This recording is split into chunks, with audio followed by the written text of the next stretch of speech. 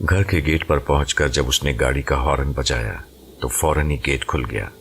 उसे यूं महसूस हुआ जैसे बरखा गेट के पीछे खड़ी उसकी मुंतजिर थी।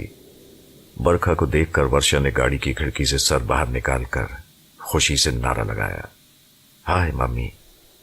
बरखा ने भी जवाबन उसे खुश आमदीद कहा, हाय जान। वर्षा गेट खुलते ही गाड़ी अंदर लेती चली गई। जब वो गाड़ी लॉक करके बंगले की तरफ बढ़ी तो इतने में बरखा भी उसके नजदीक पहुंच चुकी थी। उसने वर्षा को आगे बढ़कर गले लगाया और बड़े प्यार भरे लहजे में पूछा, कहो कैसी रही पहली मुलाकात? बहुत अच्छी। वर्षा अपनी मां का हाथ पकड़े बंगले में दाखिल हुई। उसे कैसा लगा तुमसे मिलना? बरखा ने पूछा, क्या तुम उसे पसंद आ गई? मम्मी वो बहुत खुश था, इतना खुश कि मैं बता नहीं सकती। वर्षा ने बताया। रह गई ये बात कि मैं उसे पसंद आई या नहीं, तो मम्मी मैं आपसे पूछती हूं कि कोई ऐसा है जो आपकी बेटी से मिले और उसे पसंद ना करे? नहीं, कोई नहीं।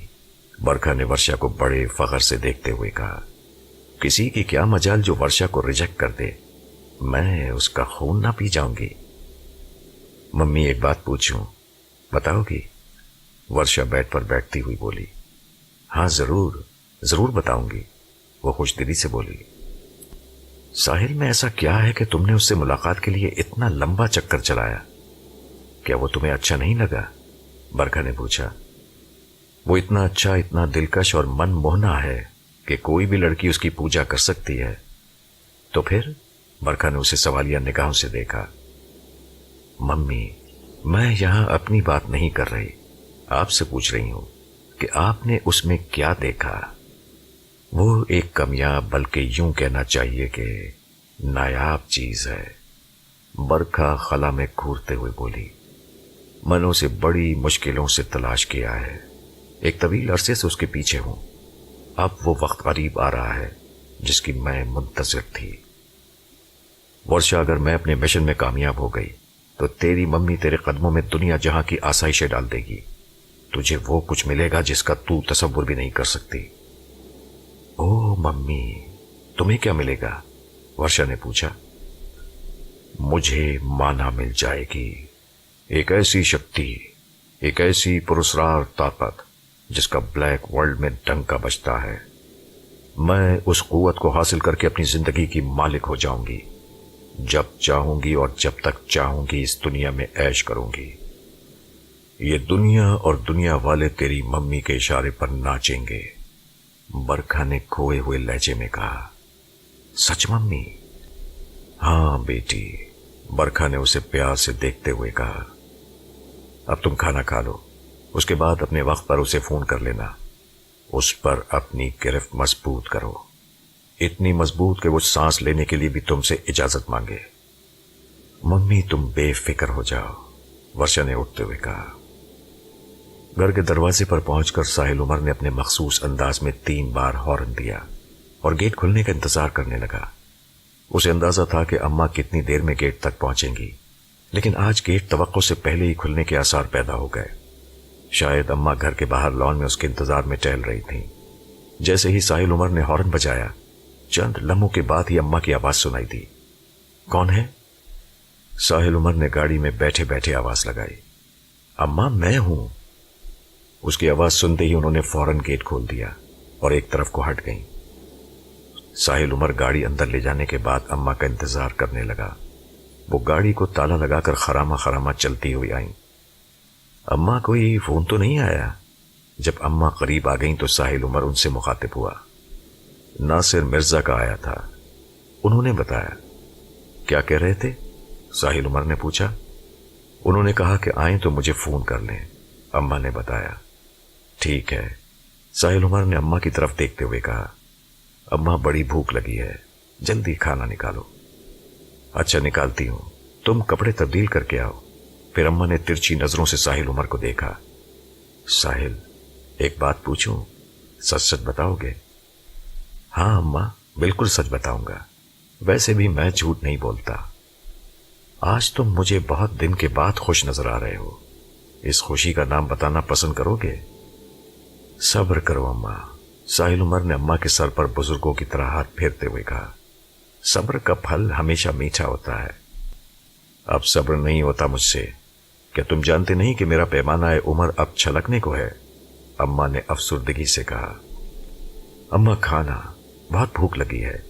ये कहकर साहिल उमर वॉशरूम में दाखिल हो गया। उसने बात आगे ना बढ़ने दी। खाने से फारिग होकर वो कुछ देर घर के लॉन पर टहला। इतनी देर में अम्मा ने बाहर आकर इत्तला दी, फोन है। ओह, साहिल उमर ने अपनी पेशानी पर हाथ मारा। ये फोन जरूर नासिर मिर्जा का होगा। उसे घर आते ही उन्हें फोन कर लेना चाहिए था। अब वो उसे ठीक ठाक सुनाएंगे। घर में आकर उसने अम्मा से पूछा, फोन नासिर मिर्जा का है?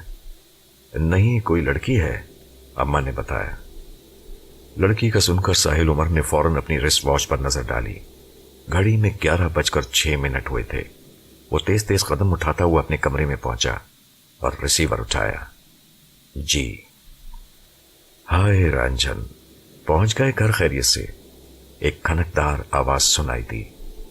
ओह, तो ये आप हैं, साहिल उमर ने अपनाइयत से कहा। क्यों, मेरे फोन की तवक्को न थी? जानते नहीं हो कि ये मेरा वक्त है?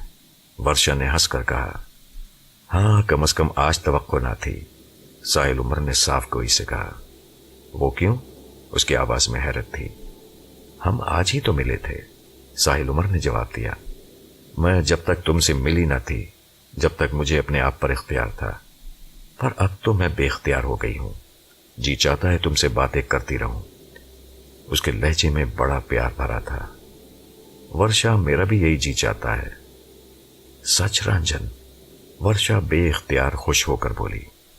हाँ वर्षा, मुझे अपना फोन नंबर दे दो। मैं अगर बात करना चाहूं तो कर सकूं। मैं तुमसे तुम्हारा फोन नंबर लेना ही भूल गया। लिख लो, वर्षा ने कहा। 1 मिनट। साहिल उमर ने बॉल पॉइंट निकालने के लिए दराज खोली। फिर उसने वर्षा का बताया वो फोन नंबर अपनी डायरी में नोट कर लिया। मैं अगर तुम्हें फोन करूं तो तुम्हें कोई उलझन तो ना होगी?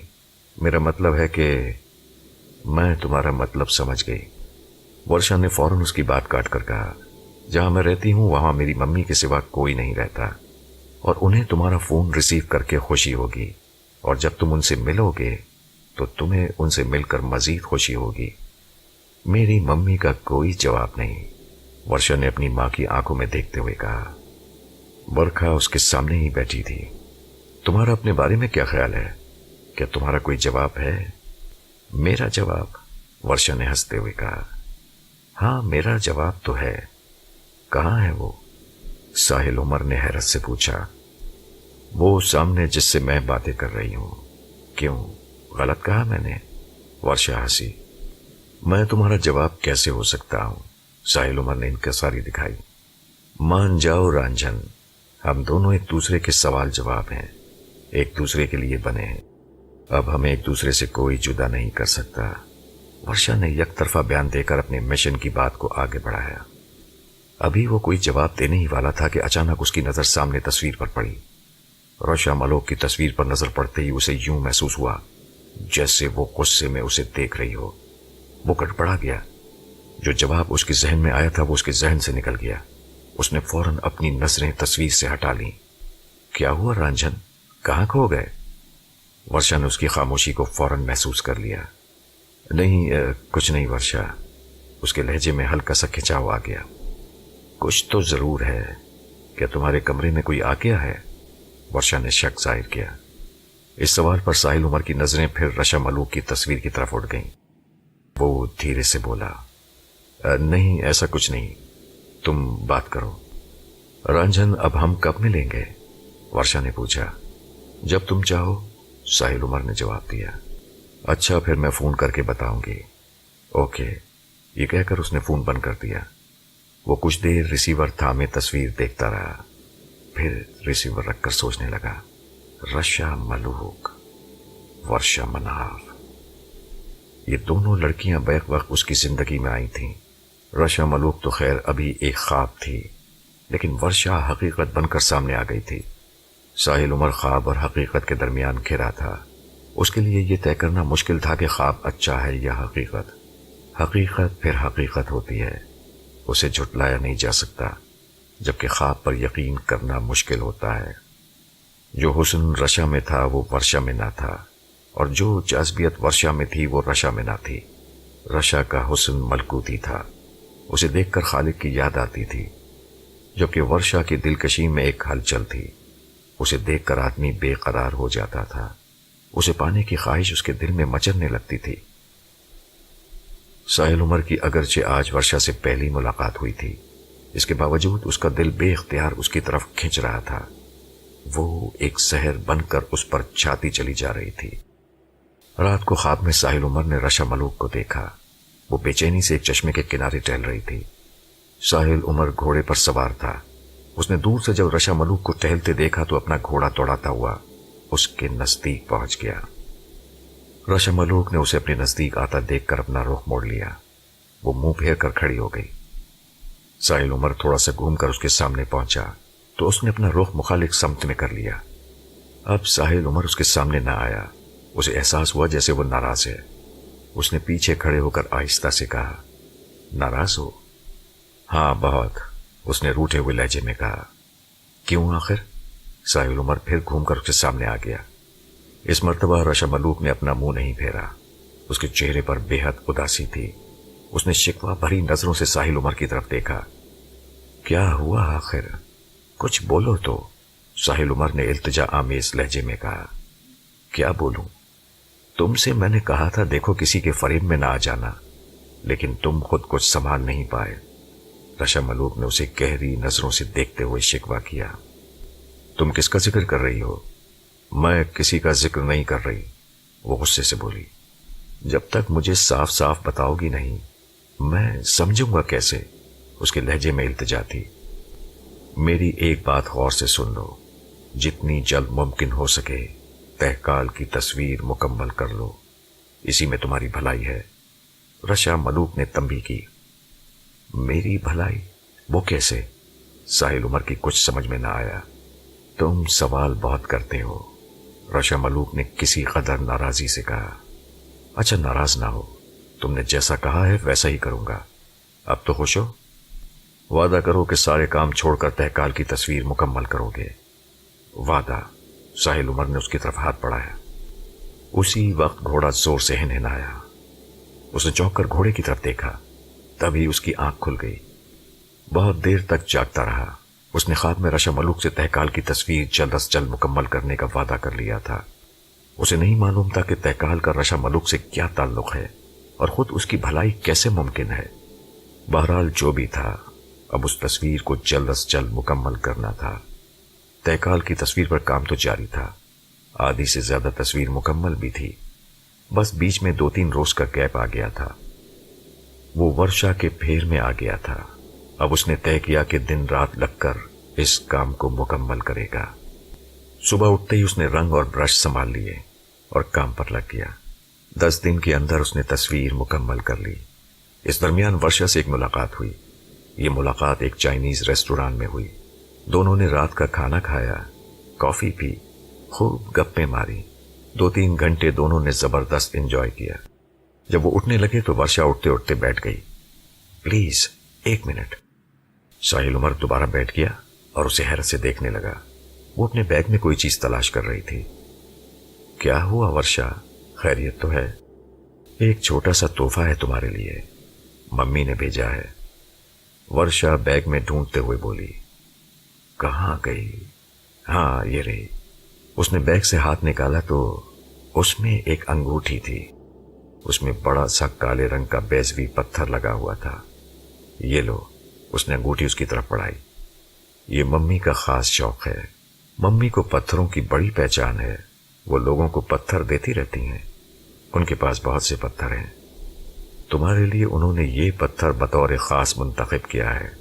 मुझसे उन्होंने तुम्हारा पूरा नाम और जन्मदिन दरियाफ्त किया था।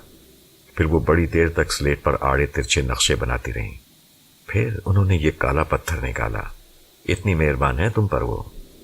तुम्हारी मम्मी का बहुत शुक्रिया कि उन्होंने बतौर खास मुझ पर तवज्जो की। लेकिन इस अंगूठी का फायदा क्या है? तुम जानती हो कि मैं अंगूठी पहनने का आदी नहीं हूं। जानती हूं, पर मम्मी का कहना है कि यह अंगूठी साहिल उमर को नहूसत से बचाएगी। उसका फन चमकेगा, वो नाम पैदा करेगा। दौलत उसके कदमों में निछावर होगी। अच्छा, इतनी खूबियां इस अंगूठी में, तो लाओ मैं पहन लेता हूं। उसने वर्षा से अंगूठी लेना चाही जो अभी उसके हाथ में थी। ऐसे नहीं, वो अदाए बेनियाजी से मुस्कुराई। फिर कैसे? वह हैरान हुआ। मैं खुद पहनाऊंगी, उसने बड़ी लगावट से कहा। अच्छा ठीक है, लो पहनाओ। साहिल उमर ने उसकी तरफ हाथ बढ़ा दिया। वर्षा ने अंगूठी पहनने से पहले मुंह में कुछ पढ़ा और फिर मुस्कुराकर उसकी उंगली में डाल दी। अंगूठी पहनते ही उसके जिस्म में सनसनाहट सी हुई, और जब उसने अंगूठी के काले पत्थर को करीब करके देखा तो एक लम्हे के लिए उसकी सिट्टी गुम हो गई। साहिल उमर को चमकते सिया पत्थर में एक शबीह सी लहराती नजर आई थी, और ये सूरत उस लाल आंखों और लंबी जबान वाली खबीस औरत की थी जो उसे बचपन में नजर आती थी। ये शक्ल बस एक लम्हे को नजर आई थी। अब ना उसके जिस्म में सनसनाहट थी और ना अंगूठी में वो खबीस सूरत। कैसी है? वर्षा ने उसे पुरशौक निगाहों से देखते हुए पूछा। बहुत अच्छी, बहुत प्यारी, साहिल उमर ने रसमन तारीफ की। अरे अब उतारना मत, वरना नुकसान उठाओगे। मम्मी ने कहा है कि इस अंगूठी को एक बार पहनने के बाद उतारा नहीं करते। एक तो पत्थर का असर जायल हो जाएगा, दूसरे फायदे के बजाय नुकसान शुरू हो जाएगा। वर्षा ने उसे खौफजदा किया। चलो ठीक है, नहीं उतारूंगा। ऐसी अच्छी अंगूठी को उतारने की क्या जरूरत है? साहिल उमर ने कहा। आओ अब चलें। इन 10 दिनों में बस यही एक मुलाकात थी। वर्षा ने चाहा भी था कि वो अगली मुलाकात का वक्त और जगह तय कर ले, लेकिन साहिल उमर ने उसे साफ बता दिया था कि वो एक पेंटिंग पर काम कर रहा है। अब उसे खत्म किए बिना नहीं मिलेगा। वर्षा को यह बात बुरी लगी थी। वो उसकी बजाय पेंटिंग को अहमियत दे रहा था, लेकिन वर्षा ने इस बात का इजहार ना किया। वो जिस मिशन पर थी वहां सब्र और तहम्मुल की जरूरत थी। जिस रात तहकाल की तस्वीर मुकम्मल हुई, उसके दूसरे दिन वर्षा का फोन आया। हाँ रंजन जी, हिरेनी, वाह आ गए लाइन पर। वर्षा जोर से हंसी। क्या करूं, तुम रंजन कहना नहीं छोड़ती। अब मैं तुम्हें हीर ना कहूं तो क्या कहूं? मुझे रंजन कहना अच्छा लगता है, लेकिन तुम्हारे मुंह से हिरेनी कहना अच्छा नहीं लगा। जब तुम वर्षा कहते हो तो मुझे यूं लगता है जैसे चारों तरफ बारिश होने लगी है, प्यार की बारिश। वर्षा बोली। अच्छा जी, नहीं कहूंगा आपको हीर, मेरा कसूर माफ कर दें। वो दरखास्त गुजार हुआ। कसूर इतनी आसानी से मुआफ नहीं हो सकता। उसने अदा दिखाई। फिर किस तरह होगा? उसने पूछा। आज हमसे मिलो। जवाब मिला। बोलो कहां?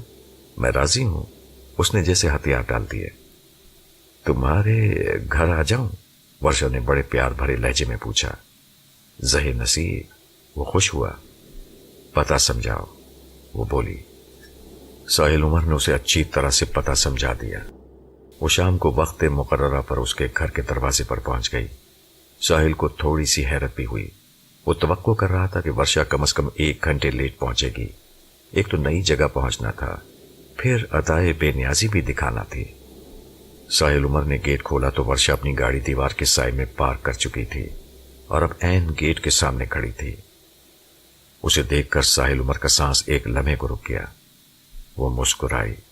सुर्ख दबीज होंठों के दरमियान आबदार मोती चमके। उसने अपनी साड़ी के ठीक पल्लू को मजीद ठीक किया। पल्लू ठीक करके उसने अपनी काली चमकती आंखों से साहिल को देखा और अपने हसीन हाथ पेशानी तक ले जाकर आदाब किया। वो उसकी इस अदा पर मर मिटा। आइए तशरीफ लाइए। साहिल उमर ने गेट के एक तरफ होते हुए कहा। मैं लेट तो नहीं हुई हूं ना? वो अपनी नाजुक कमर लचकाती गेट में दाखिल हुई। मेरा ख्याल है कि तुम इस दुनिया की पहली लड़की हो जो अपने दोस्त से मिलने ठीक वक्त पर पहुंच गई। साहिल उमर ने हंसकर कहा और पलट कर गेट बंद कर दिया। शुक्र है कि तुमने दोस्त तो कहा। वर्षा ने उसे तीखी नजरों से देखा और साथ साथ चलती हुई बोली। आज दोस्त हो तो कल वो बन जाऊंगी। वो क्या? साहिल उमर ने पूछा। अभी क्या बताऊं, जब बन जाऊंगी तो बताऊंगी। कितना वक्त लगेगा वो बनने में? साहिल उमर ने हंसकर पूछा। کبھی تو ایک نمہ لگتا ہے اور کبھی صدیاں لگ جاتی ہیں۔ بات کچھ آگے بڑھتی، لیکن گھر کے دروازے پر اماں کھڑی تھی۔ وہ انہیں دیکھ کر چپ ہو گئے۔ ورشا نے انہیں بہت احترام سے سلام کیا۔ ساحل عمر اپنی اماں کے بارے میں اسے تفصیل سے بتا چکا تھا۔ اماں نے بڑی تنقیدی نظر سے ورشا کو سر سے پیر تک دیکھا، پھر ایک دم آگے بڑھی، سلام کے جواب میں اسے دعائیں دیں اور ماشاءاللہ کہہ کر اس کا ہاتھ تھام لیا اور اسے اندر لے کر چلیں۔ اماں کا چہرہ اس وقت دیکھنے والا تھا۔ خوشی ان کے چہرے سے پھوٹ رہی تھی۔ انہیں یوں محسوس ہو رہا تھا جیسے وہ عمر کی دلہن کو لے کر گھر میں داخل ہو رہی ہوں۔ اماں کا یہ سلوک دیکھ کر ورشا کچھ سمٹی اور لجائی سی ان کے ساتھ چلنے لگی۔ ساحل عمر مسکرا کر کبھی اماں کو اور کبھی ورشا کو دیکھ رہا تھا۔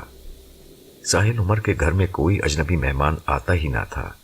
اگر کوئی تکلف والا بندہ آ بھی جاتا تو اسے ڈرائنگ روم میں بٹھایا جاتا، کوئی جاننے والا آتا تو ساحل اسے لاؤنج میں لے جاتا۔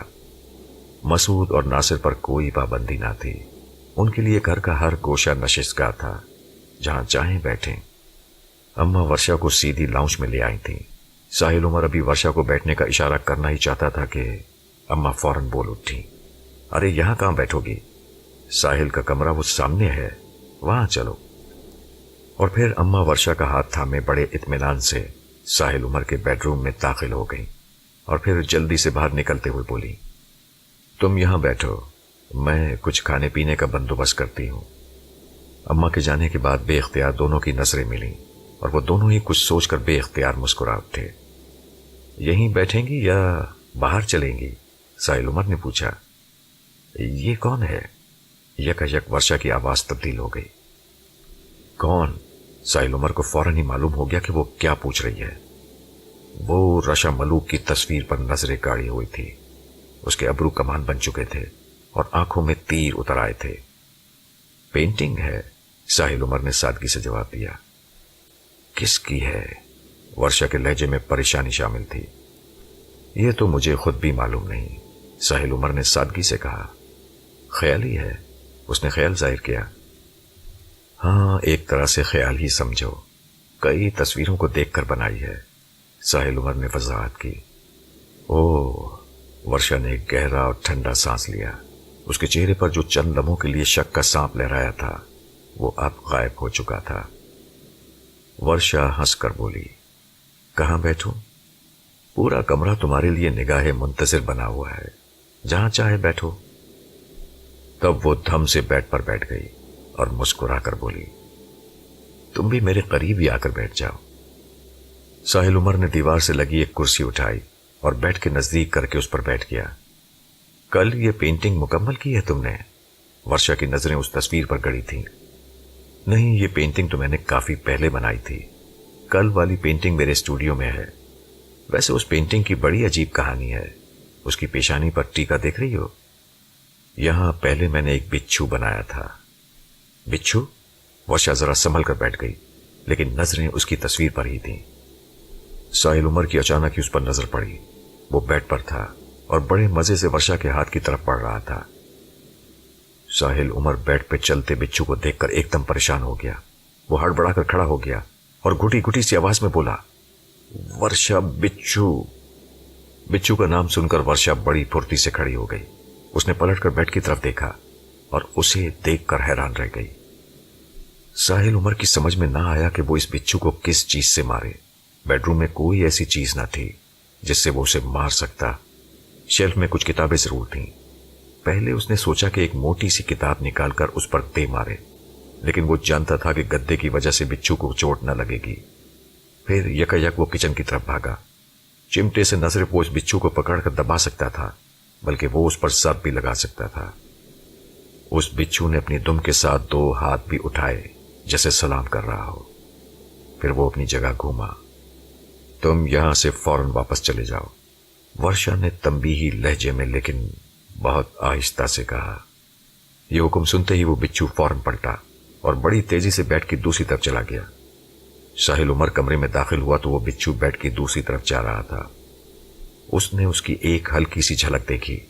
وہ چمٹا لے کر بیڈ کی دوسری طرف بھاگا۔ نہیں ساحل، اسے مارنا نہیں، ورشا ایک دم چیخی۔ ساحل عمر کا اٹھا ہوا ہاتھ ایک دم رک گیا۔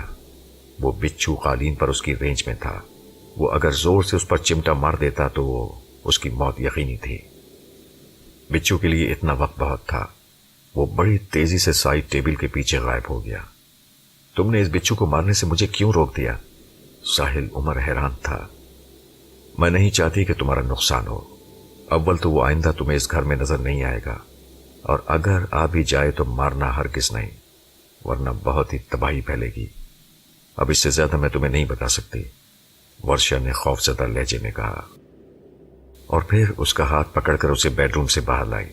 اتنے میں اماں ہانپتی کانپتی آئیں اور ساحل عمر کے ہاتھ سے چمٹا لے کر بولیں، کیا ہوا ساحل؟ کچھ نہیں اماں. ساحل عمر انہیں کیا بتاتا. پھر یہ چمٹا کچن سے کیوں لے کر بھاگے؟ اماں یہ بیڈ روم میں روٹی پکانے کا مظاہرہ کرنا چاہ رہے تھے. ورشا نے ہنس کر بات بنائی. عجیب ہو تم بھی، اماں واپس جاتے ہوئے بولی. بھلا یہ بھی کوئی بات ہوئی؟ پھر اماں جاتے جاتے پلٹیں اور گویا ہوئی. چلو ڈائننگ ٹیبل پر چلو، میں چائے لاتی ہوں. وہ دونوں ڈائننگ ٹیبل کی طرف بڑھے. ڈائننگ ٹیبل چائے کے لوازمات سے بھری ہوئی تھی. ورشا ایک کرسی کھینچ کر بیٹھتے ہوئے بولی، خاصا تکلف کر لیا. میں نے کچھ نہیں کیا، یہ سب اماں کا کمال ہے. ساحل عمر اس کے برابر میں بیٹھتے ہوئے بولا، میں نے بھی کچھ نہیں کیا، یہ سب تمہارا جمال ہے. اماں کے پیچھے سے آواز آئی. ان کے ہاتھ میں چائے کی کیتلی تھی. واہ اماں، کیا بات کہی، قسم سے ایک چائے کا مزہ آ گیا. ساحل عمر نے ہنس کر کہا، آپ کچھ اس تصویر کے بارے میں بتا رہے تھے. ورشا نے فوراً موضوع بدلا. او ہاں، ساحل عمر کو جیسے یاد آ گیا. پھر اس نے رشا ملوک کی پینٹنگ کی داستان الف سے لے کر یہ تک سنا دی. البتہ اس نے رشا ملوک کے خواب میں آنے کا ذکر گول کر دیا. یہ ساری رودات سن کر ورشا کے چہرے پر کچھ فکر مندی کے آثار ظاہر ہوئے، لیکن وہ ان آثار کو بڑی خوبصورتی سے دبا گئی. چائے پینے کے بعد ورشا مناف نے اس کا اسٹوڈیو دیکھنے کی خواہش ظاہر کی. کیوں، اپنا اسٹوڈیو نہیں دکھاؤ گے کیا؟ اس نے اسے ترچھی نظروں سے دیکھا. ضرور، آؤ میرے ساتھ. کل میں نے ایک نئی پینٹنگ مکمل کی ہے، وہ بھی دیکھ لینا. وہ اسے اپنے ساتھ لے کر چلا. اماں نے آگے بڑھ کر اسٹوڈیو کا لاک کھول دیا. ورشا اور ساحل کمرے میں داخل ہوئے. یہ اچھا خاصا بڑا کمرہ تھا. چیتے کی تصویر مکمل کرنے کے بعد اس نے بورڈ دیوار کی جانب کھسکا دیا تھا. دیوار بالکل خالی تھی. یہ ایک لائف سائز پینٹنگ تھی. اس میں چیتا اپنی تمام تر جزیات کے ساتھ موجود تھا. اسے دیکھ کر یوں محسوس ہوتا تھا جیسے چیتا اب قدم اٹھا کر آگے آ جائے گا. ساحل عمر نے اس پینٹنگ پر بہت محنت کی تھی. اس محنت کا نتیجہ سامنے ظاہر تھا. ایک جیتا جاگتا چیتا. بازغر کی فرمائش پر یہ تصویر بنائی گئی تھی. وہ ساحل عمر کو ایک ٹیلی فون نمبر دے گیا تھا کہ وہ تصویر مکمل ہونے پر اسے اطلاع دے دے. وہ آ کر لے جائے گا اور منہ مانگا معاوضہ ادا کر دیا جائے گا. ساحل عمر نے اسے ابھی ٹیلی فون نہیں کیا تھا. اس کا ارادہ تھا کہ ورشا کے جانے کے بعد اسے اطلاع دے دے گا کہ کل کسی وقت آ کر وہ پینٹنگ اٹھا لے جائے. ساحل عمر آگے بڑھا تھا. اس نے کمرے میں داخل ہو کر اپنی پینٹنگ کی جانب اشارہ کیا. یہ ہے وہ تصویر. ورشا اس کے اسٹوڈیو پر ایک نظر ڈالتی ہوئی آگے بڑھ رہی تھی. ساحل عمر کے اشارہ کرنے پر وہ تہکال کی تصویر کی طرف متوجہ ہو گئی. ابھی ورشا نے ایک نظر دیکھا ہی تھا کہ ایک دم اس کے چہرے پر خوف چھا گیا. وہ خوف زدہ ہو کر چیختی ہوئی کمرے سے باہر نکل گئی. ساحل عمر کی سمجھ میں نہ آیا کہ ورشا کو اچانک کیا ہوا. وہ بھی اس کے پیچھے تیزی سے باہر نکل آیا. ورشا ٹی وی لاؤنج میں ایک صوفے پر بے دم سی پڑی تھی. کیا ہوا ورشا؟ ساحل عمر اس کے قریب بیٹھتا ہوا بولا. اماں بھی پریشان ہو کر ان کے قریب آ گئیں. آئے ہائے، کیا ہوا بھیا؟ ساحل، اس کمرے کا دروازہ فوراً لاک کر دیں. وہ گھبرائے ہوئے لہجے میں بولی. اچھا. ساحل عمر فوراً اٹھا. میں کرتی ہوں، اماں نے جلدی سے کہا. تم بیٹھو، آخر ہوا کیا؟ وہ چیتا تصویر سے باہر نکل آیا تھا. وہ مجھ پر جھپٹنا چاہتا تھا. اس نے حیرت میں ڈالنے والا بیان دیا. یا اللہ خیر، ایک اور نئی مصیبت. ساحل عمر بڑبڑایا. ورشا، تمہیں ضرور کوئی غلط فہمی ہوئی ہے. ذرا آؤ میرے ساتھ. میں اب اس کمرے میں ہرگز نہیں جاؤں گی. ورشا نے سختی سے منع کر دیا. اچھا، میں خود جا کر دیکھتا ہوں. یہ کہہ کر ساحل عمر تیزی سے اٹھ گیا. اماں دروازہ بند کرنے ہی والی تھیں کہ اس نے روک دیا. اماں، ایک منٹ. اس نے کمرے میں جا کر تہکال کی تصویر کو دیکھا۔ تصویر اپنی جگہ جوں کی توں موجود تھی۔ اس نے پھر خود اپنے ہاتھ سے اسٹوڈیو کا دروازہ لاک کیا اور ورشا کے پاس آ گیا۔ ورشا اسے خوفزدہ نظروں سے دیکھ رہی تھی۔ وہ بولی، میں ٹھیک کہہ رہی تھی نا؟ جی بالکل نہیں، تصویر تو جوں کی توں موجود ہے۔ یقین نہ آئے تو چل کر دوبارہ دیکھ لو، کسی قیمت پر نہیں۔ اب میں ہرگز اس تصویر کو نہیں دیکھوں گی، وہ خوفزدہ لہجے میں بولی۔ اچھا چلو چھوڑو، مت دیکھو، لیکن ڈرو مت، وہ محض ایک تصویر ہے۔ کاش ایسا ہی ہوتا، وہ کھوئے ہوئے انداز میں بولی۔ کیا مطلب؟ ساحل عمر نے اسے سوالیہ نگاہوں سے دیکھا۔ میں نے جو دیکھا وہ کچھ اور ہی دیکھا۔ ممی کا خیال ٹھیک تھا۔ کیا کہا تھا ممی نے؟ ساحل عمر نے پوچھا۔ ممی نے کہا تھا کہ ساحل کے گھر مت جاؤ، اس کے گھر میں کچھ ایسی چیزیں ہیں جنہیں دیکھ کر تم پریشان ہو جاؤ گی۔ وہی ہوا، ممی کے خیال کی تصدیق ہو گئی۔ اچھا میں چلتی ہوں، اب میں زیادہ دیر یہاں نہیں ٹھہر سکتی، یہ کہہ کر وہ فوراً کھڑی ہو گئی۔ ارے ورشا، کچھ دیر تو اور رکو، اس نے التجا کی۔ نہیں ساحل، اب جانا ہی ہوگا، میں تم سے جلد ملوں گی۔ اوکے پھر۔ ساحل عمر ورشا کے رویے کو سمجھ نہ سکا۔ جب وہ آئی تھی تو بہت خوش تھی، لگتا تھا کہ بہت دیر بیٹھ کر جائے گی، لیکن اب وہ کچھ اس طرح اکھڑی تھی کہ چند منٹس بیٹھنے کے لیے تیار نہ تھی۔ وہ تہکال کی تصویر دیکھ کر ڈر گئی تھی۔ پتہ نہیں اس تہکال کی تصویر میں کیا دیکھ لیا تھا۔ ساحل عمر اب سنجیدگی سے سوچ رہا تھا کہ وہ تصویریں بنانا چھوڑ دے۔ حد ہو گئی تھی، جو تصویر بنا رہا تھا وہ پراسرار ثابت ہو رہی تھی۔ لیکن یہ سلسلہ ابھی انہی 2 تصویروں سے شروع ہوا تھا، اس سے پہلے تو کبھی کوئی مسئلہ کھڑا نہیں ہوا تھا۔ ورشا تیز تیز قدموں سے گیٹ کی طرف بڑھ رہی تھی۔ گیٹ پر پہنچ کر ساحل عمر نے اس سے پوچھا، ورشا تمہاری طبیعت تو ٹھیک ہے نا؟ تم گاڑی ڈرائیو کر لو گی یا میں گھر تک چھوڑاؤں؟ نہیں تم پریشان نہ ہو، میں بالکل ٹھیک ہوں۔ میں معذرت چاہتی ہوں کہ میری وجہ سے ایک اچھی ملاقات بوریت میں تبدیل ہو گئی، مجھے معاف کر دینا، ورشا نے عجیب سے انداز میں کہا اور گاڑی سٹارٹ کر کے تیزی سے نکل گئی۔ ساحل عمر گاڑی کی سرخ بتیاں دیکھتا رہ گیا۔ ورشا جب توقع کے خلاف چل گھر پہنچ گئی تو برکھا نے گیٹ کھولتے ہی سوال کیا، کیا ہوا؟ ممی اندر تو آنے دو، بتاتی ہوں، ورشا نے نرم لہجے میں کہا۔ اچھا آؤ۔ برکھا گیٹ کے سامنے سے ہٹ گئی۔ گاڑی کھڑی کرنے کے بعد جب ورشا برکھا کے بیڈ روم میں پہنچی تو وہاں عجیب سی بو آ رہی تھی۔ ممی تمہارے کمرے میں بو کیسی آ رہی ہے؟ ورشا نے لمبا سانس لیتے ہوئے کہا۔ ورشا اپنی بات کرو، برکھا کے ایک دم تیور بدل گئے۔ بس ممی کیا بتاؤں، یوں سمجھو کہ مجھے کمرے سے نکلنے میں ذرا دیر ہو جاتی تو میں تو گئی تھی کام سے۔ ورشا نے یہ کہہ کر ساحل عمر کے گھر میں اس پر کیا پی تھی مختصراً احوال کہہ سنایا۔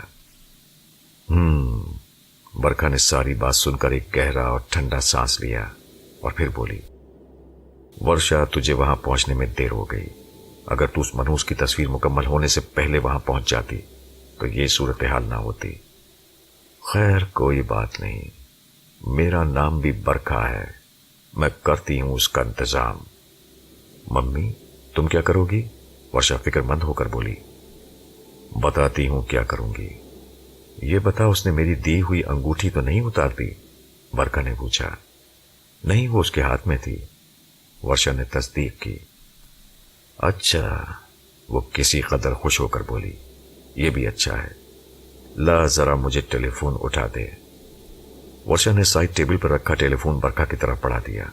برکھا اطمینان سے بیڈ پر بیٹھ کر کسی کو ٹیلی فون ملانے لگی۔ ہاں واسم کیسے ہو؟ برکھا نے ادھر سے ٹیلی فون اٹھانے پر خوش اخلاقی سے کہا۔ میں ٹھیک ہوں برکھا جی، آپ حکم فرمائیں، اس نے فرما برداری سے کہا۔ واسم میں فون ورشا کو دیتی ہوں، وہ تمہیں ایک پتہ سمجھائے گی، اس پتے کو اچھی طرح سمجھ لو، لکھ لو، پھر میں بات کرتی ہوں۔ یہ کہہ کر برکھا نے ریسیور ورشا کی طرف بڑھا دیا اور بولی، واسم کو ساحل عمر کے گھر کا پتہ اچھی طرح سمجھا دو۔ ورشا نے ریسیور اپنے ہاتھ میں لے لیا اور ماؤتھ پیس پر ہاتھ رکھ کر آہستہ سے بولی، ممی کیا کرنے لگی ہو؟ سوال نہیں، बरखा की भवें एकदम कमान बन गईं। वर्षा ने वासिम को अच्छी तरह साहिल उमर के घर का पता समझा दिया। पता समझने के बाद वासिम ने कहा, बरखा जी को फोन दीजिए। अच्छा, वर्षा ने कहा। फिर बरखा की तरफ रिसीवर बढ़ाते हुए बोली, लो मम्मी, बात करो। हाँ वासिम, पता समझ में आ गया? बरखा ने सवाल किया। जी समझ गया, उसने कहा। अब तुमने क्या करना है, इस बात को गौर से सुन लो। जैसा मैं कहती हूं उस पर हर्फ ब हर्फ अमल करो। ये कहकर बरखा ने उसे पूरा मंसूबा समझाया। वासिम ने सारी बात अच्छी तरह समझकर कहा, हो जाएगा, और आज रात ही हो जाएगा। बहुत होशियारी की जरूरत है। बरखा ने तंबीह की।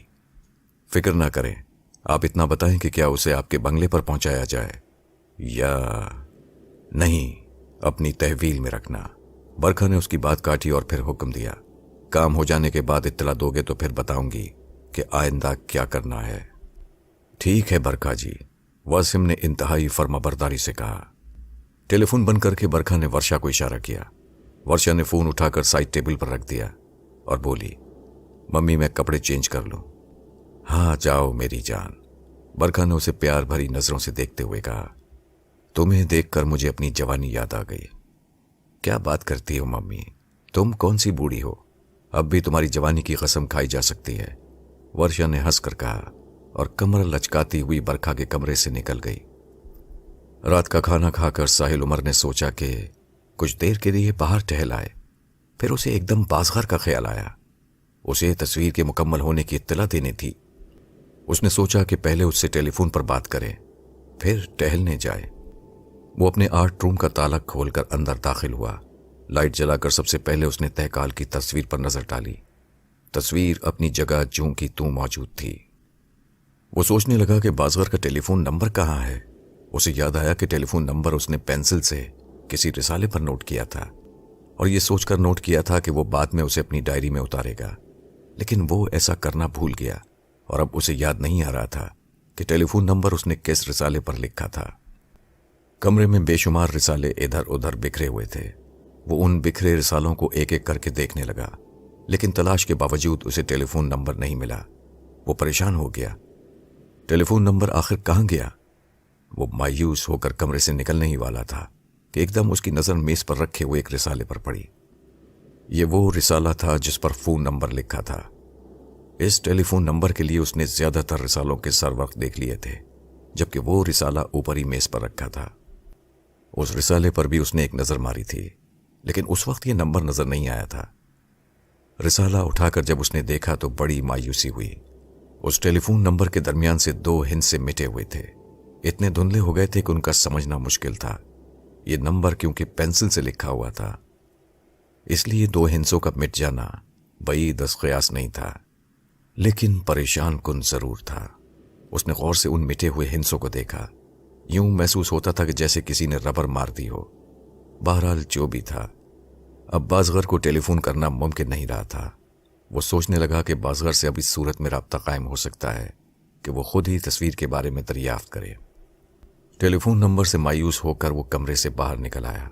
उसने अपने स्टूडियो को लॉक किया और घर से बाहर निकलकर लॉन पर टहलने लगा। अपनी उन 2 तस्वीरों की वजह से वो अजीब व गरीब हालात का शिकार हो गया था। दुल्हन वाली तस्वीर पर बने बिच्छू ने नाकाबिले यकीन वाकयात से 2-4 किया था, और अब इस चीते की पेंटिंग ने रंग दिखाना शुरू कर दिया था। दुल्हन वाली तस्वीर पर बाज़गार चपटा था। उसने बिच्छू को मारना चाहा था और उस चीते वाली तस्वीर को देखकर वर्षा डर गई थी, बकौल उसके कि उसे देखकर चीता उस पर चपटा था। वो तस्वीर से बाहर निकल आया था। इसमें कोई शक नहीं कि तस्वीरें उसने बहुत मेहनत से बनाई थीं। वो जानदार दिखाई देती थीं। अब उसने ये भी नहीं चाहा कि वो तस्वीरें मुतहर्रिक हो जाएं, उनमें जान पड़ जाए। टहलते टहलते उसे जब काफी देर हो गई तो अम्मा ने बाहर आकर झांका। दरवाजे पर खड़े होकर उन्होंने इशारे से उसे अपने पास बुलाया। उनके हाथ में तस्बीह थी। जब साहिल उमर उनके करीब पहुंचा तो उन्होंने उसके चेहरे पर अच्छी तरह फूंक मारी और फिर बोली, क्या आज रात फिर टहलने का इरादा है? नहीं अम्मा, बस जा रहा हूं अपने कमरे में, उसने सादतमंदी से कहा। चलो फिर तुम अंदर जाओ, मैं बाहर की लाइटें वगैरह बंद करके आती हूं, अम्मा बोली। अम्मा मैं बंद करके आ जाऊंगा, ساحل عمر نے خواہش ظاہر کی۔ نہیں بھائی، میں خود کروں گی، پتہ نہیں کہ تم ٹھیک سے بند کرو گے کہ نہیں، دوسرے میں کاہل نہیں بننا چاہتی، ذرا چلتے پھرتے رہنا چاہتی ہوں۔ وہ ہنس کر بولی۔ اچھا اماں، ساحل عمر نے مسکرا کر کہا، آپ اپنی جان بنائیں، میں اندر چلتا ہوں۔ ساحل عمر نے اپنے بیڈ روم میں آ کر لائٹ آن کی۔ لائٹ چلاتے ہی اس کی نظر رشا ملوک کی تصویر پر پڑی۔ اسے ایسا محسوس ہوا جیسے کوئی چیز رینگ کر فریم کے پیچھے گئی ہے۔ وہ تیزی سے دوڑ کر تصویر کے نزدیک پہنچا۔ اس نے جھانک کر فریم کے پیچھے دیکھا، وہاں کچھ نہیں تھا۔ ایک وہم سمجھ کر اس نے ذہن جھٹک دیا اور کیسٹس کی قطار میں سے کوئی کیسٹ نکالنے کے لیے ان پر نظر ڈالنے لگا۔ ایک کیسٹ منتخب کر کے اس نے ڈیک میں لگایا۔ آواز دھیمی تھی، پھر بھی احتیاطاً کمرے کا دروازہ بند کر دیا تاکہ اماں ڈسٹرب نہ ہو۔ پھر اس نے کمرے کی لائٹ آف کر دی اور اطمینان سے لیٹ کر گانے سننے لگا۔ گانے سنتے سنتے اسے نیند نے آ لیا۔ کیسٹ ختم ہونے کے بعد ڈیک خود بخود آف ہو گیا۔ پھر وہی منظر، وہی فضا، نیلا آسمان، خوبصورت برف پوش پہاڑ، تیز رفتار چشمے پر پڑے بڑے بڑے پتھر اور ایک بڑے پتھر پر بیٹھی رشا ملوک، وہی سفید ریشمی لبادہ، ذرا فاصلے پر بہتے پانی میں کھڑا چیتے کو دیکھتے ہی ساحل عمر نے پہچان لیا کہ وہ تہکال ہے۔ اسے تہکال کو دیکھ کر بڑی حیرت ہوئی۔ اس سے بڑی حیرت کی بات یہ تھی کہ چیتے کے نزدیک کھڑے ہونے کے باوجود رشا ملوک بڑے اطمینان سے بیٹھی تھی۔ اسے چیتے کا ذرا سا بھی ڈر نہ تھا۔ تب ساحل عمر نے اسے آواز دی، رشا ملوک۔ رشا ملوک نے جب مڑ کر ساحل کی طرف دیکھا تو وہ اس کا چہرہ دیکھ کر پریشان ہو گیا۔ اس کا چہرہ آنسوؤں سے بھیگا ہوا تھا۔ ارے رشا ملوک، کیا ہوا؟ وہ پریشان ہو کر بولا، تم رو رہی ہو؟ پھر وہ تیزی سے اس پتھر کی طرف بڑھا جس پر وہ بیٹھی ہوئی تھی۔ جب وہ پانی سے گزر کر پتھر کے نزدیک پہنچا تو وہاں کچھ نہ تھا۔ دیکھتے ہی دیکھتے ایک بادل کا ٹکڑا کہیں سے نمودار ہوا۔ وہ گہرے بادل میں چھپ گئی اور وہ بادل اسے لے اڑا۔ اب وہاں خالی پتھر تھا اور وہ چیتا ایک بڑے پتھر پر اپنی دونوں ٹانگیں رکھے انگڑائی لے رہا تھا۔ اس نے بھی ساحل عمر کی طرف سے منہ موڑ لیا تھا۔ اچانک اسے کھٹ کھٹ کی آواز سنائی دی۔ اس کی فوراً آنکھ کھل گئی۔ تب پتہ چلا کہ دروازے پر کوئی دستک دے رہا ہے، ساتھ ہی اس کا نام بھی پکار رہا ہے۔ وہ فوراً اٹھا، یہ تو اماں کی آواز تھی۔ اس نے کمرے کی لائٹ جلائی اور تیزی سے آگے بڑھ کر دروازہ کھولا۔ دروازے پر اماں پریشان کھڑی تھیں۔ خیریت ہے اماں؟ کیا ہوا؟ ساحل عمر نے ان کے چہرے کی طرف دیکھتے ہوئے کہا۔ ساحل، گیٹ پر کوئی ہے، کئی بار بیل ہو چکی ہے، اماں نے بتایا۔ اسی وقت ایک مرتبہ پھر بیل کی آواز سنائی دی۔ ساحل عمر نے دیوار کی گھڑی پر نظر ڈالی۔ 2 بج رہے تھے۔ یہ رات کے 2 بجے اس کے دروازے پر کون آ گیا؟ لائیں اماں، چابی دیں، میں دیکھتا ہوں۔ ساحل، گیٹ کھولنے سے پہلے اچھی طرح تصدیق کر لینا کہ کون ہے، اماں نے چابی اس کی طرف بڑھاتے ہوئے کہا۔ گیٹ کے نزدیک پہنچ کر اس نے آواز لگائی، کون؟ صاحب جی دروازہ کھولیں، میں برابر کے بنگلے کا چوکیدار ہوں، ادھر سے آواز آئی۔ کیا ہوا؟ ساحل عمر نے پوچھا۔ صاحب جی اب دروازہ کھولیں تو بتاتا ہوں، جلدی کریں، ہمارے صاحب پر دل کا دورہ پڑا ہے۔ دل کے دورے کا سن کر ساحل عمر نے جلدی سے گیٹ کھول دیا۔ گیٹ کھلتے ہی 4 نقاب پوش تیزی سے اندر آئے۔ ایک نے کلاشنکوف کی نال اس کے سینے پر رکھتے ہوئے کہا، چلو اندر چلو۔ ایک نقاب پوش نے پلٹ کر گیٹ بند کر دیا اور پھر وہ چاروں اسے کلاشنکوف کی زد پر لیے گھر کی طرف پڑے۔ اماں گھر کے دروازے پر کھڑی تھیں۔ انہوں نے صورتحال گمبھیر دیکھی تو وہ لپک کر آگے بڑھیں اور التجا آمیز لہجے میں بولیں، اے بھیا، میرے ساحل عمر کو کچھ مت کہنا، اگر مارنے آئے ہو تو مجھے مار دینا، اور ڈاکے کی غرض سے آئے ہو تو گھر کی جو چیز لے جانا چاہو وہ لے جاؤ، تمہیں کوئی نہیں روکے گا۔ بڑھیا بہت عقل مند معلوم ہوتی ہے۔ انہی میں سے ایک نقاب پوش ہنسا، بڑی بھی ہم تمہاری جان لے کر کیا کریں گے، تم ویسے ہی قبر میں پیر لٹکائے بیٹھی ہو، چلو تم بھی اندر چلو۔ دوسرے نقاب پوش نے اماں کو بھی نشانے پر لے لیا۔ گھر کے اندر آ کر انہوں نے گھر کا دروازہ بھی اندر سے بند کر لیا۔ لاؤنج میں آ کر انہوں نے ساحل عمر کو ایک صوفے پر بیٹھنے کا اشارہ کیا۔ ساحل عمر خاموشی سے صوفے پر بیٹھ گیا۔ یہ صورتحال اس کے لیے بالکل نئی تھی۔ اس کی سمجھ میں نہیں آ رہا تھا کہ وہ ان سے کس طرح گفتگو کا آغاز کرے۔ M1، ایک نقاب پوش اپنے کسی ساتھی سے مخاطب ہوا۔ سر، وہ نقاب پوش جس کا نام M1 تھا جھک کر بولا، घर का जायजा लो, देखो हमारा माल कहाँ है। ठीक है सर। M1 ये कहकर पहले ड्राइंग रूम में गया और उसके बाद उसने घर का चप्पा चप्पा देख डाला, फिर वापस आया। हाँ, क्या हुआ? घर में इन दोनों के सिवा और कोई नहीं है। दूसरे हमारा माल खुले कमरों में नहीं, एक कमरा लॉक है, मुमकिन है वो वहां हो। आप लोग क्या चाहते हैं? बिलाखिर साहिल उमर को बोलना पड़ा। फिलहाल बंद कमरे की चाबी, एक नकाब पोश बोला, जो शायद उनका चीफ था। आओ मेरे साथ, मैं खोलती हूं कमरा। साहिल उमर के कुछ जवाब देने से पहले ही अम्मा बोल पड़ी और वो साहिल उमर के स्टूडियो की तरफ बढ़ी। उन्होंने चाबी मेज की दराज से निकालकर जल्दी से कमरा खोल दिया। M2 अपनी कलाशिनकोव कंधे पर डालकर कमरे की तरफ बढ़ा। दरवाजा खोलकर वो अंदर गया और चंद सेकंड्स के बाद ही बाहर आ गया। फिर उसने दरवाजे पर खड़े होकर आवाज लगाई, सर वो अंदर है। ठीक है, इन दोनों को बहुत प्यार से डाइनिंग टेबल की कुर्सियों से बांध दो, चीफ ने हुक्म दिया। हमें बांधने की कोई जरूरत नहीं, साहिल उमर ने कहा। आप लोग जो चीज यहां से ले जाना चाहते हैं वो ले जाएं। मिस्टर साहिल, हमें आपके मशवरे की जरूरत नहीं, आपके हक में बेहतर होगा कि खामोशी इख्तियार करें, चीफ ने सख्त लहजे में कहा। फिर वो अपने साथियों से मुखातिब हुआ, चलो अपना काम करो। दो नकाब पोशों ने बैग में से रस्सी निकालकर दोनों को कुर्सियों से बांध दिया। फिर वो चीफ अपने साथियों के साथ स्टूडियो में दाखिल हुआ। उसने चीते की तस्वीर पर एक नजर डाली और M1 से मुखातिब होकर कहा, इसे एहतियात से उतार लो। M1 और M2 ने मिलकर वो तस्वीर बोर्ड पर से उतार ली। चलो इसे गाड़ी में रखो, चीफ ने हुक्म दिया। जब वो दोनों चीते की तस्वीर उठाए कमरे से बाहर निकले तो साहिल उमर ये देखकर सन्नाटे में आ गया कि ये किस किस्म के डाकू हैं कि घर में से महज एक पेंटिंग उठाकर लिए जा रहे हैं। इस तस्वीर में इनकी क्या दिलचस्पी हो सकती है? फिर उसने सोचा कि अभी तो ये इब्तिदा है, हो सकता है कि ये लोग इस पेंटिंग के बाद दूसरी चीजों पर भी हाथ साफ करना चाहें, और अभी उसे अपनी जान का भी खतरा था। क्या पता जाते जाते वो उन दोनों को भी ऊपर पहुंचाते जाएं। भाई, इस तस्वीर का आप क्या करेंगे? साहिल उमर से बोले बिना रहा ना गया। मिस्टर साहिल, सवाल कोई नहीं, हमें मजबूर ना करें, खामखा आपके मुंह में कपड़ा ठूसना पड़ेगा, चीफ ने उसे तंबी की। साहिल खामोश रहो, अम्मा ने फिक्रमंद लहजे में कहा। कुछ देर के बाद चीफ को यकीन हो गया कि चीते की तस्वीर गाड़ी में बाहिफाजत रखी जा चुकी है। उसने साहिल उमर को मुखातिब करके कहा, मिस्टर साहिल, हम जा रहे हैं। हमने आपके घर से सिर्फ एक पेंटिंग उठाई है। हम चाहते तो यहां से बहुत कुछ ले जा सकते थे, लेकिन हमने ऐसा नहीं किया। हम अब जा रहे हैं। घर का दरवाजा और बाहर का गेट खुला रहेगा। आप लोग सुबह तक इस कुर्सी पर परा जमान रहें। सुबह कोई ना कोई घर के अंदर आकर आपको खोल देगा। खुल जाने पर ज्यादा फैलने की कोशिश मत कीजिएगा। वैसे भी एक तस्वीर की चोरी की रिपोर्ट कोई थानेदार लिखने पर राजी ना होगा। बेहतर होगा कि आप अपने घर में आराम से रहें। साहिल उमर ने कोई जवाब ना दिया। वो क्या जवाब देता? नहीं भैया, तुम जाओ आराम से, हमें पुलिस में रिपोर्ट लिखाने की क्या जरूरत है? साहिल उमर चाहेंगे तो ऐसी कई तस्वीरें बनाकर फेंक देंगे, अम्मा फौरन बोली। वो डाकुओं को मुतमईन कर देना चाहती थीं कि उनके खिलाफ किसी किस्म की कार्रवाई नहीं की जाएगी।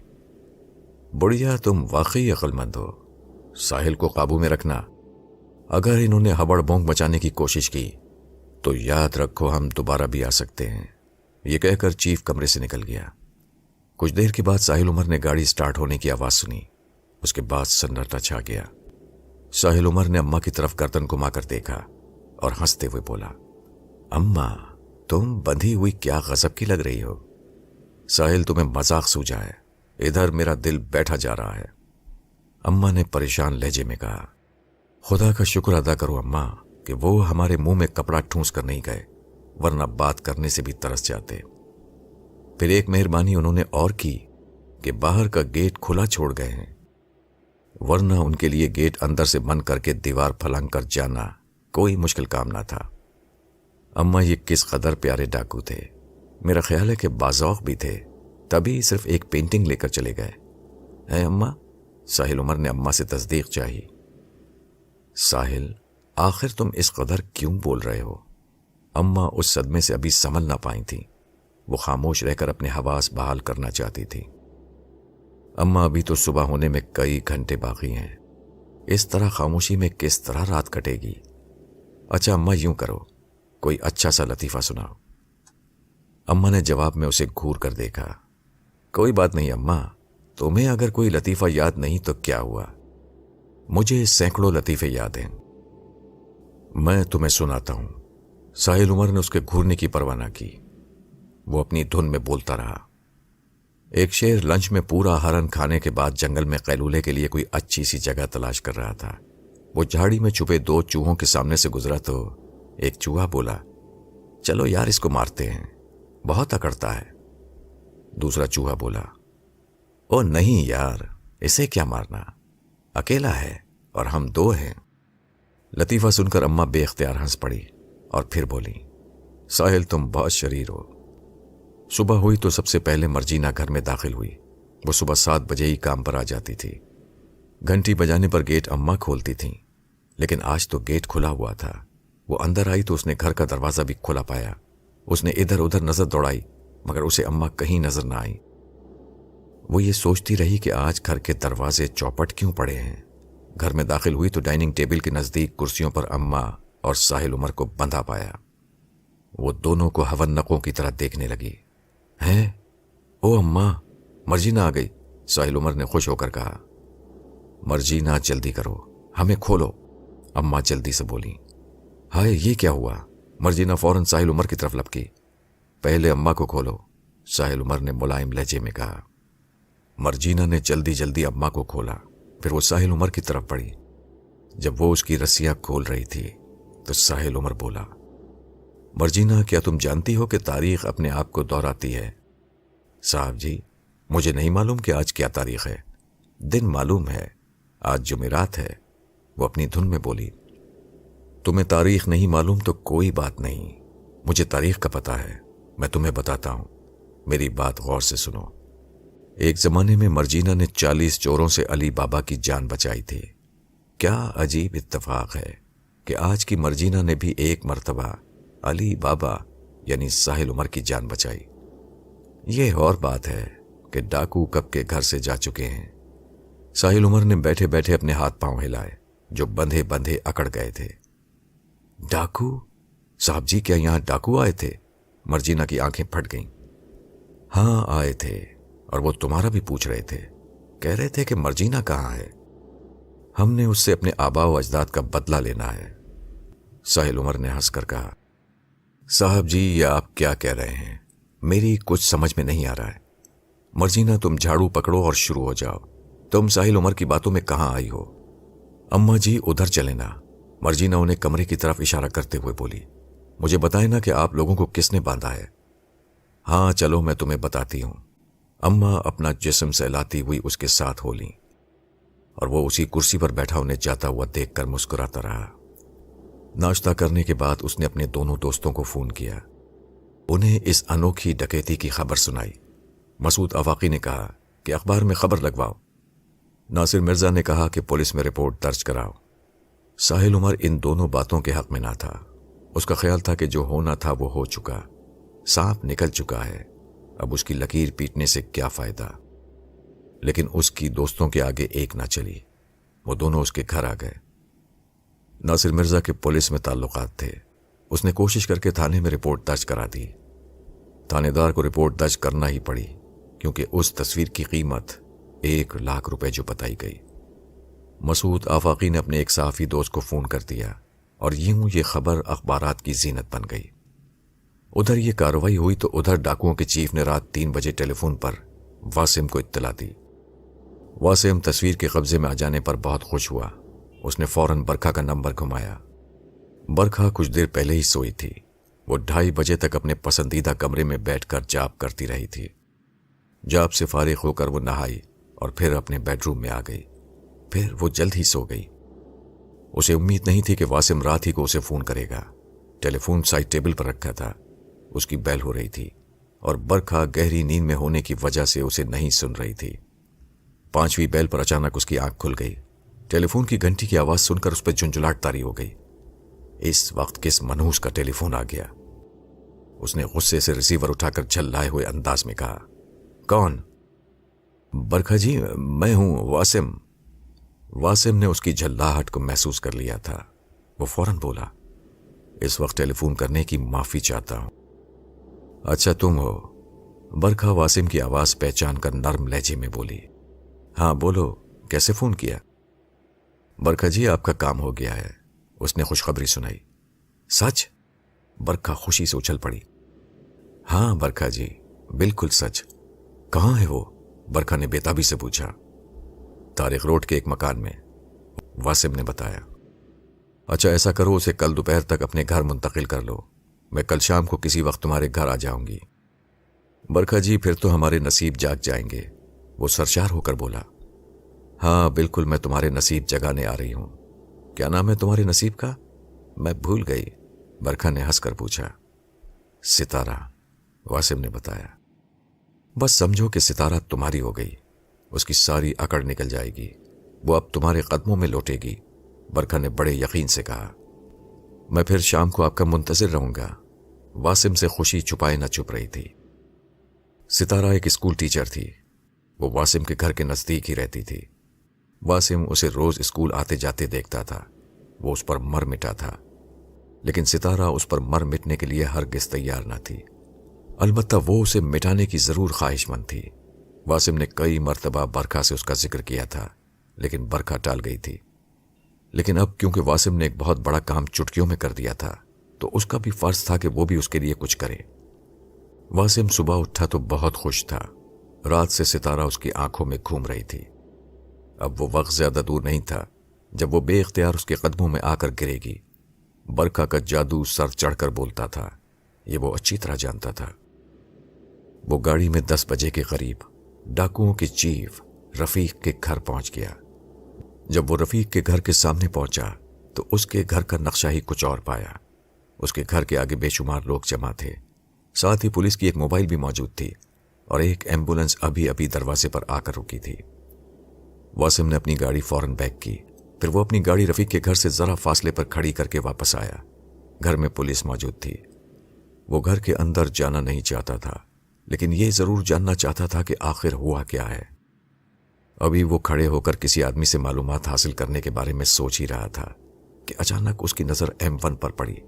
وہ گھر کے دروازے سے ابھی باہر آیا تھا۔ واسم نے اس کے نزدیک پہنچ کر بڑی آہستگی سے اس کے کندھے پر ہاتھ رکھا۔ M1 نے مڑ کر دیکھا اور پھر واسم کو اپنے سامنے پا کر وہ خاموشی سے اس کے ساتھ چل پڑا۔ واسم اسے اپنی گاڑی کی طرف لے آیا، پھر اس نے گاڑی میں بیٹھ کر پوچھا، کیا ہوا؟ سر جی کچھ سمجھ میں نہیں آیا کہ کیا ہوا۔ M1 پریشان تھا۔ رفیق تو خیریت سے ہے؟ رفیق مر گیا سر جی۔ M1 کی آواز گلوگیر ہو گئی۔ کس نے مارا ہے اسے؟ واسم ایک دم سانپ کی طرح پھنکارا۔ سر جی معلوم نہیں، اس کی لاش کی حالت بہت خراب تھی، ایسا معلوم ہوتا تھا جیسے کسی خونخوار جانور نے اسے بھنبوڑا ہو۔ اس نے ایک عجیب انکشاف کیا۔ یہ کیا کہہ رہے ہو تم؟ اور وہ تصویر کہاں ہے؟ سر جی وہ چیتے والی تصویر ہم رفیق کے گھر میں رکھ کر اپنے گھروں کو چلے گئے۔ رفیق نے مجھے صبح ہی بلایا تھا تاکہ آپ کا فون آنے کی صورت میں تصویر جہاں پہنچانی ہو پہنچائی جا سکے۔ میں 8 بجے کے قریب یہاں پہنچا تو ایک کوہرام مچا ہوا تھا۔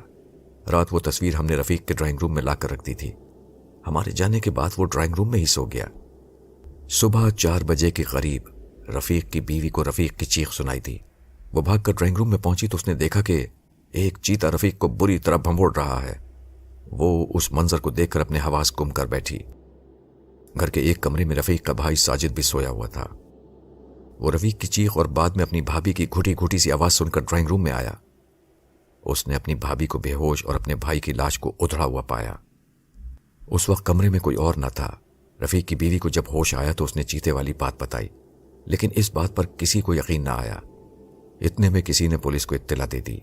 پولیس نے پہنچتے ہی رفیق کی لاش کو اسپتال پہنچانے کا انتظام کیا اور وہ تصویر اپنی تحویل میں لے لی۔ ایمبولینس آ چکی ہے، اس کی لاش پوسٹ مارٹم کے لیے لے جائے جانے والی ہے۔